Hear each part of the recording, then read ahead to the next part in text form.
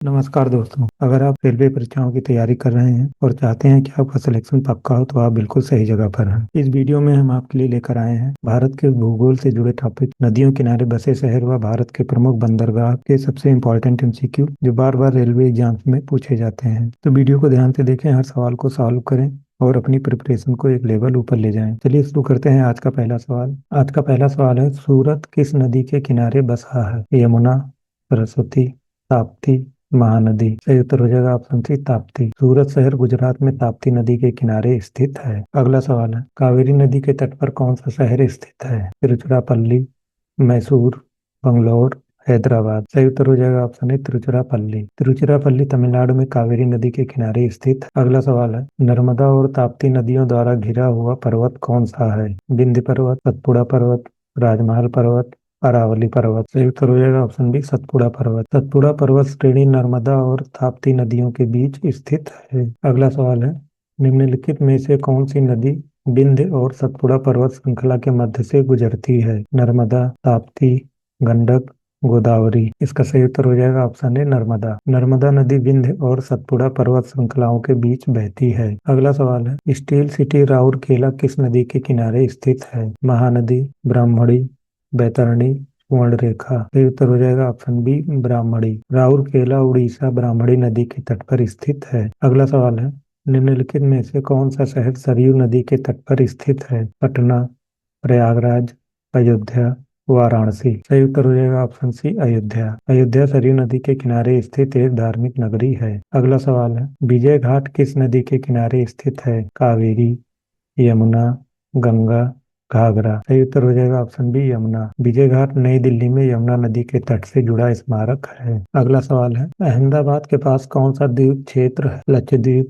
गोवा, दादरा और नगर हवेली, दमन और दीव। सही उत्तर हो जाएगा ऑप्शन सी, दादरा और नगर हवेली। दादरा और नगर हवेली गुजरात में अहमदाबाद क्षेत्र के निकट स्थित है। अगला सवाल है, संबलपुर किस नदी के किनारे बसा है? महानदी, वैतरणी, ब्राह्मणी, कोयल। सही उत्तर हो जाएगा ऑप्शन है, महानदी। संबलपुर ओडिशा में महानदी के तट पर स्थित है। अगला सवाल है, लखनऊ किस नदी के किनारे स्थित है? यमुना, ताप्ती, क्षिप्रा, गोमती। सही उत्तर हो जाएगा ऑप्शन डी, गोमती। लखनऊ उत्तर प्रदेश में गोमती नदी के किनारे बसा है। अगला सवाल है, नासिक किस नदी के तट पर स्थित है? कृष्णा, कावेरी, गोदावरी, नर्मदा। सही उत्तर हो जाएगा ऑप्शन सी, गोदावरी। गोदावरी नदी का उद्गम नासिक के पास त्र्यंबकेश्वर से होता है। अगला सवाल है, वेलूर किस नदी के तट पर स्थित है? हेमावती, कावेरी, यागची, तुंगभद्रा। सही उत्तर हो जाएगा ऑप्शन सी, यागची। वेलूर कर्नाटक में यागची नदी के किनारे स्थित है। अगला सवाल है, श्रीनगर किस नदी के किनारे स्थित है? रावी, सतलज, झेलम,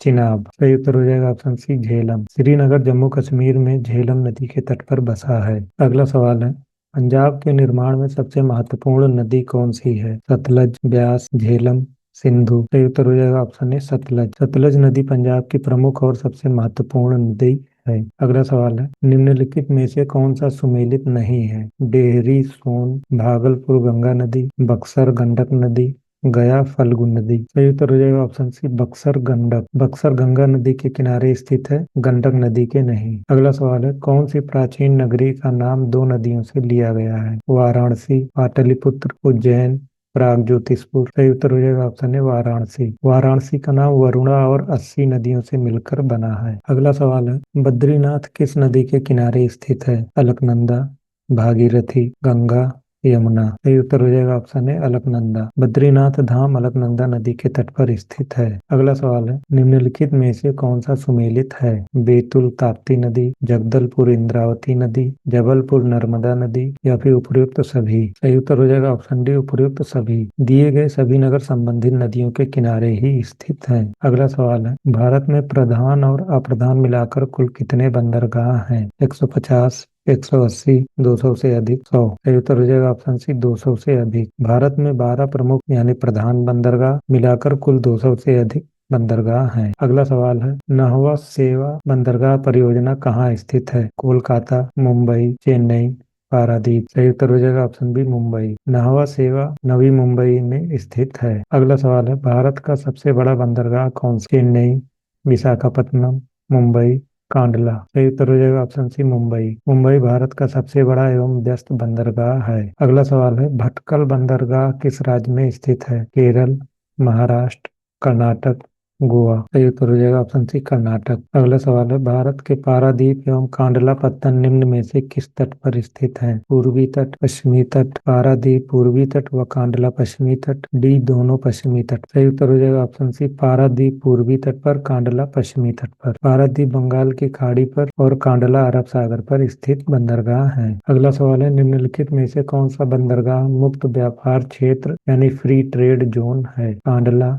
कोचीन, चेन्नई, तूतीकोरिन। सही उत्तर हो जाएगा ऑप्शन है कांडला। कांडला भारत का पहला मुक्त व्यापार क्षेत्र बंदरगाह है। अगला सवाल है, मरमा गोवा बंदरगाह से मुख्यतः क्या निर्यात किया जाता है? मछलियाँ, वस्त्र, खाद्य सामग्री, अयस्क। सही उत्तर हो जाएगा ऑप्शन डी अयस्क। मरमा गोवा गोवा में स्थित एक बंदरगाह है जहाँ से लौह अयस्क का निर्यात किया जाता है। अगला सवाल है, भारत के पूर्वी तट पर प्राकृतिक बंदरगाह कौन सा है? कोलकाता, मद्रास, तूतीकोरिन, विशाखापत्तनम। सही उत्तर हो जाएगा ऑप्शन डी विशाखापत्तनम। विशाखापत्तनम एक प्राकृतिक एवं अत्यंत गहरा बंदरगाह है। अगला सवाल है, भारत का सबसे गहरा बंदरगाह कौन सा है जो लैंडलॉक यानी भूमिबद्ध भी है? चेन्नई, पारादीप, विशाखापत्तनम, कोचीन। सही उत्तर हो जाएगा ऑप्शन सी विशाखापत्तनम। यह भारत का सबसे गहरा बंदरगाह है। अगला सवाल है, भारत के पश्चिमी तट पर स्थित बंदरगाह कौन सा है? कांडला, मुंबई, न्यू मंगलोर, उपयुक्त सभी। सही उत्तर हो जाएगा ऑप्शन डी उपयुक्त सभी। प्रश्न के विकल्पों में दिए हुए सभी बंदरगाह पश्चिमी तट पर स्थित हैं। अगला सवाल है, पूर्वी तट पर स्थित कृत्रिम बंदरगाह कौन सा है? कोच्चि,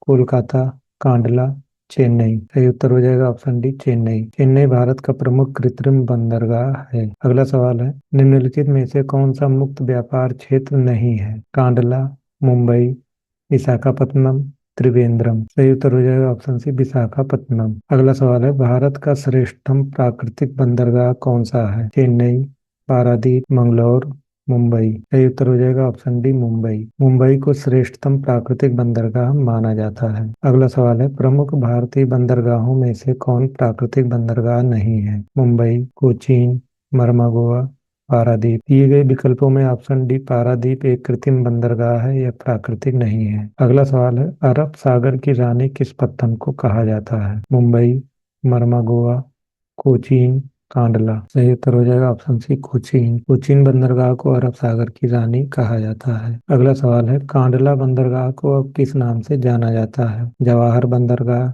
दीनदयाल बंदरगाह, गांधी बंदरगाह, सरदार बंदरगाह। सही उत्तर हो जाएगा ऑप्शन बी दीनदयाल बंदरगाह। कांडला बंदरगाह का नाम 2017 में पंडित दीनदयाल उपाध्याय के सम्मान में बदलकर दीनदयाल पोर्ट कर दिया गया है। यह गुजरात राज्य में स्थित भारत के प्रमुख बंदरगाहों में से एक है। अगला सवाल है, कांडला बंदरगाह किस खाड़ी पर स्थित है? खंबात, कच्छ की खाड़ी, मन्नार, बंगाल की खाड़ी। सही उत्तर हो जाएगा ऑप्शन बी कच्छ की खाड़ी। कांडला बंदरगाह गुजरात में कच्छ की खाड़ी यानी गल्फ ऑफ कच्छ के तट पर स्थित है। यह भारत के पश्चिमी तट यानी अरब सागर का एक महत्वपूर्ण बंदरगाह है। अगला सवाल है, भारत का पहला कारपोरेट बंदरगाह कौन सा है? कांडला, एन्नोर, पारादीप, मर्मुगोवा। सही उत्तर हो जाएगा ऑप्शन बी एन्नोर। एन्नोर बंदरगाह, जिसे अब कामराजार बंदरगाह कहा जाता है, भारत का पहला कारपोरेट बंदरगाह है। इसका संचालन पोर्ट ट्रस्ट मॉडल के बजाय कारपोरेट मॉडल पर किया गया है, इसलिए यह विशेष माना जाता है। अगला सवाल है, एन्नोर यानी कामराजार बंदरगाह कहाँ स्थित है? कोच्चि, तमिलनाडु, ओडिशा,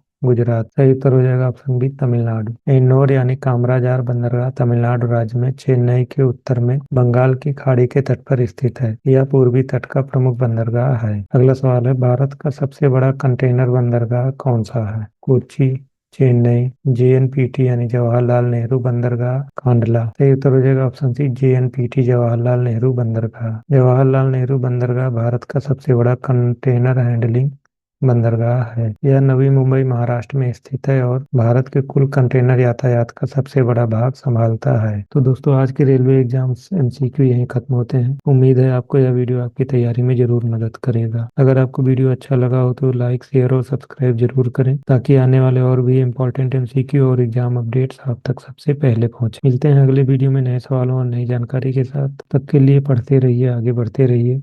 धन्यवाद। जय हिंद।